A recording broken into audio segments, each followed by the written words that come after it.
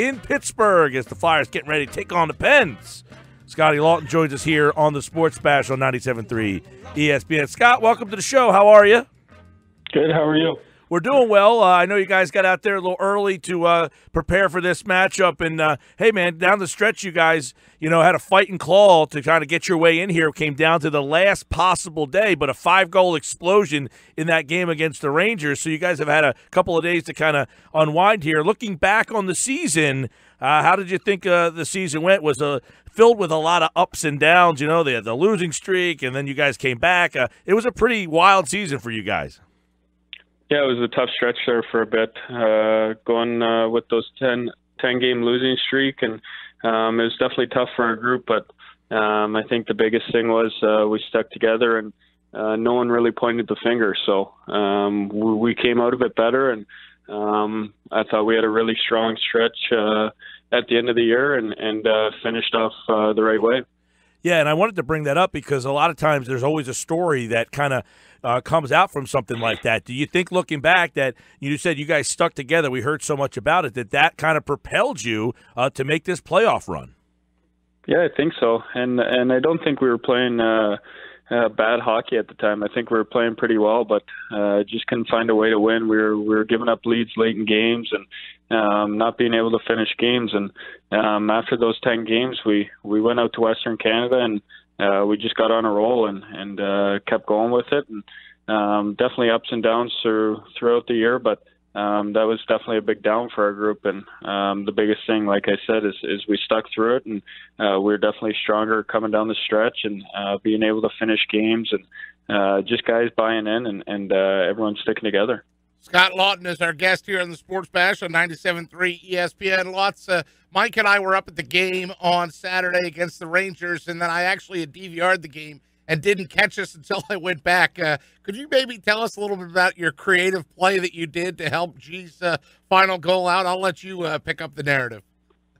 Yeah, honestly, it kind of blew up, but I didn't think anyone saw it. At least the refs didn't. But I was just changing. I was so tired, and saw him in front of me and just trying to kind of get him to move out of the way and grab his stick at the same time. So obviously doesn't always work out like that, but G changed for me and got a breakaway, and maybe owes me a little bit of a dinner or something for that. Hey, real quick, I want to ask you, because up in the press box, we must have looked at G's first goal about 40 times on the replay. Did Nolan Patrick tip that, or was he saying, I got to get G the 100th there, I got to get him? Or did he confess afterwards to tipping that, or was that a clean G? No, I talked to him about it because I think G would have got an assist anyway and would have got to 100 points. So I don't think it mattered at that point, but it definitely looks like Patty touched it, but he said he didn't. I think it hit Lundqvist's stick as you watch it over and over. I watched it a couple times, and but definitely a special season to be a part of with G, and seeing it firsthand for almost 6 years up and down, and he's a special player and a special person, and everyone really looks up to him on our team, and he's our catalyst for sure. Well, let's go into that, Scott Laughton, because last season his numbers weren't where they wanted to be, and he never once used the injury as an excuse. There's many forms of leadership, and I'm sure that's one that you guys rally around, that he never complained or whined about it. You talk about not poking fingers in the room during a 10-game winless streak. That has to be inspiring to the rest of you guys. Yeah, for sure. I wasn't there too much last year, but I was up there for the start of the year, and just the way he handled it and came back this year, and a lot of doubters out there saying all they want about him, but we know what kind of player he is, and I think a lot of people in the Philly area do too, and he's got my vote for the Hart Trophy for sure, and I think a lot of people feel the same around Philly. So we made fun a little bit, or poked some light moments at your interaction there with the Rangers player at the end of that game, but describe what your role is on the fourth line. What are you and Yuri Laterra and Matt Reed, what are you expected to do each time you guys are out there on the ice?